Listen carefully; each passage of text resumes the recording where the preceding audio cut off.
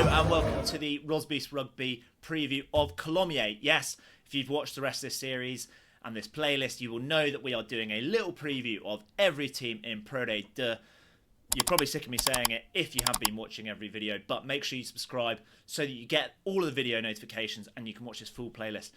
And you appreciate everything we do at Rosbifs Rugby because we are your one-stop shop for all things French rugby in the English language. We want to give you a preview of as much information of Pro D2 as possible because you can watch it for free in the UK now and Ireland on YouTube via our friends at FR UK Rugby. But for now, let's get into this preview. Colomiers, really interesting one to be previewing because they had a fantastic end to last year. They finished third. They scored a boatload of tries at the back end of last season. They played some thrilling rugby. They scored so many points. They had the second most points in the league last season. They had only 2 tries fewer than Grenoble, who had quite a few more points.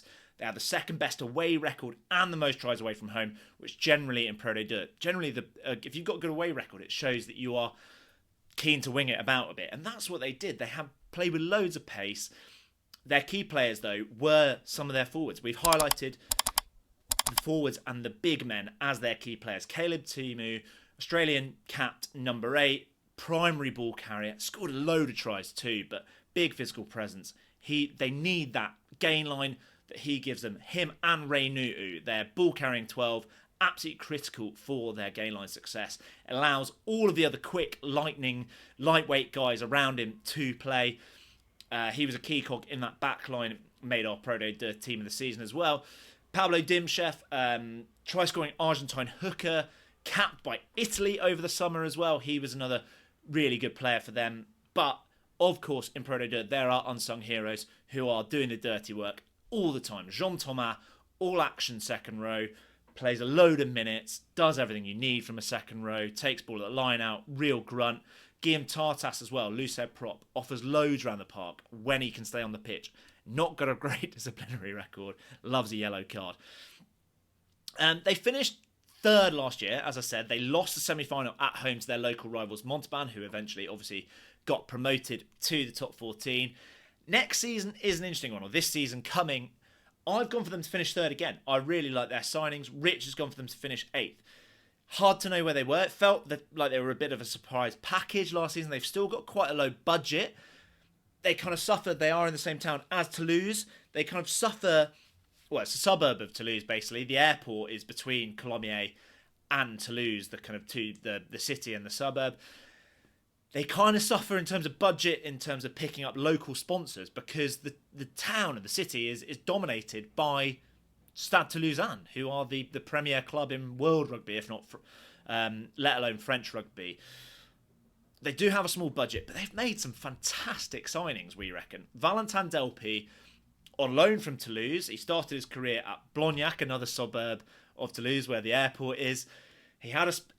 We reckon, could be the signing of the season. He had a spell on loan at Perpignan last season. He was statistically the most accurate kicker in the top 14 last year, 93%. He only missed 2 kicks at goal from 29.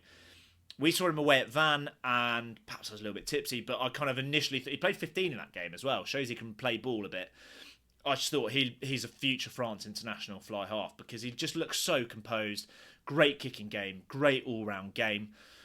Genuinely, he's the one to watch, whether you're looking for a young player, a new signing, whoever. Valentin Delpy could be key for Colomiers this season. Well, he will be key for Colomiers. He could be the main man that gets them into that, even the top 2, but gets them into the top 14. Other signings have been great, though. Nicolas Martins, he was a star at the Rugby World Cup in 2023 with Portugal. Barely got any game time at Montpellier last season. But he was brilliant at Soyunga before that. He's a kind of really athletic but physical back rower, line-out athlete, great around the park. Brings a lot of physicality as well, though.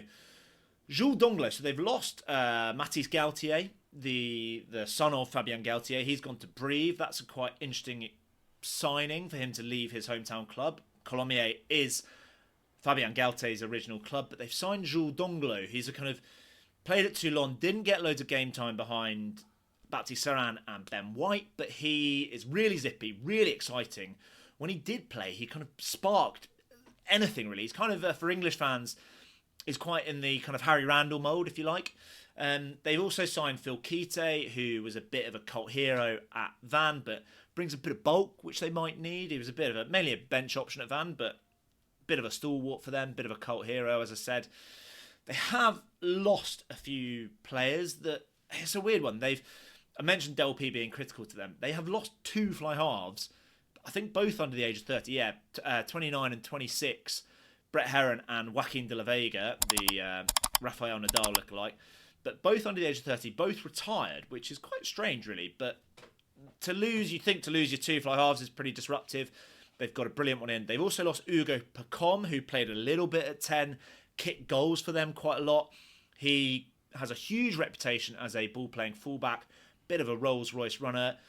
There's so much hype around him, and he did play a big role for them last year. He's gone to La Rochelle. That shows his quality. So they've lost a lot of playmakers, but they've kind of gained... I think Del P is just so key for them. They've also lost Antti Kaleta, 36-year-old back rower, most appearances, most tackles, most minutes by miles. Made a tackle every 6 minutes played last year, which is phenomenal. That's to lose that sort of influence is pretty big as well. Couple of players to look out for with the season ahead. Jeremy Béchu, played 21-year-old back rower, played a load of games across the back row, all action with his carries, tackles, turnovers, gives you everything you want, the energy you want from a young back rower. And Rich has called out Max Auriac, a 22-year-old kind of fly half fullback. Did start at Toulouse, hasn't really played that much, but was part of a very good France under-20 side. Rich has just got a hunch on him from what he's seen. He's not seen that much of him, but we're calling out Max Auriac. Maybe him and Del P could work well together. Really exciting to see how that works. In a sentence, I mean, I've given a lot of information there. In a sentence, where do we see Colomiers? Rich and I are split on it. In a sentence, quality of their signings suggests that the form at the back end of last season might not be a flash in the pan. What have they got? Could they get into that top 6, top 3, top 2? Let us know what you think. If you've got any questions or you've got any comments about Colomiers, get into our comments. Message us. We are at Rosbifs Rugby. You can slide into our DMs on any social media. We are at Rosbifs Rugby on all of them. But make sure you subscribe to see the other Pro Day 2 team previews.